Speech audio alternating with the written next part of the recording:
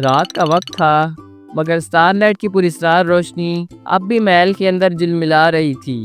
علی اور براؤنی آہستہ آہستہ اس کمرے میں داخل ہوئے جہاں شیشے کی دیواریں ماضی اور مستقبل کی جھلکیاں دکھا رہی تھیں۔ علی نے اپنے بچپن کی کچھ یادیں دیکھیں جب وہ تنہا ہوتا تھا، جب وہ کہانیاں سننے کا شوقین تھا، اور پھر وہ لمحہ بھی آیا جب اسے پہلی بار سٹار لائٹ کا خواب آیا تھا۔ اچانک ایک دیوار حرکت میں آئی اور وہاں ایک نیا راستہ کھل گیا۔ براؤنی نے بونک کر علی کو خبردار کیا۔ علی نے براؤنی کے سر پر ہاتھ پھیرا اور کہا، چلو براؤنی، یہ ہمارا اگلا مرحلہ ہے۔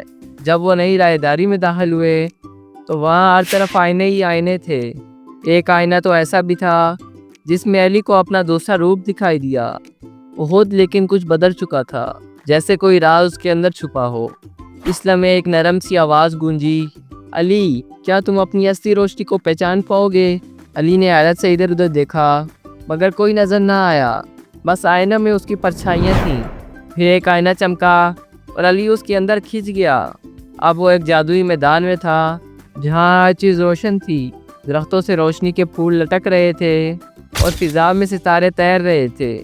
یہ دلوں کا میدان تھا، وہ جگہ جہاں سے سچے دل والے ہی داخل ہو سکتے تھے۔ ایک جادوئی لکیر علی کے سامنے زمین پر بنی اور وہاں کچھ لکھا تھا، سچائی، قربانی اور دوستی، یہی وہ طاقت ہے جو تمہیں بچائے گی۔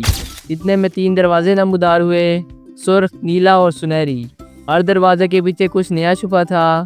علی نے اپنی آنکھیں بند کیں، براؤنی کی طرف دیکھا اور کہا، ہم سنہری دروازے کو چنتے ہیں۔ جیسے ہی وہ اس دروازے کے اندر داخل ہوئے، ایک خوفناک آواز گونجی، تمہیں اپنی روشنی ثابت کرنی ہوگی ورنہ یہ سفر یہی ختم ہو جائے گا۔ اندھیرا چھا گیا۔ علی نے ہاتھ میں وہ ستارہ تھام لیا جو اسے پہلے حصے میں ملا تھا، اور وہی ستارہ اب چمکنے لگا۔ وہ روشنی بن کر پھیل گئی اور اندھیرے کو چیرتی چلی گئی۔ ایک لمحے میں سب کچھ پرسکون ہو گیا، اور پھر ایک نئی روشنی کے ساتھ علی اور براؤنی ایک در پر پہنچے جہاں ایک تخت پر کوئی انتظار کر رہا تھا۔ کون تھا وہ؟ کیا علی اپنی اصل پہچان کو جاننے والا تھا؟ کیا اگلا دروازہ سٹار لائٹ کے دل تک پہنچے گا؟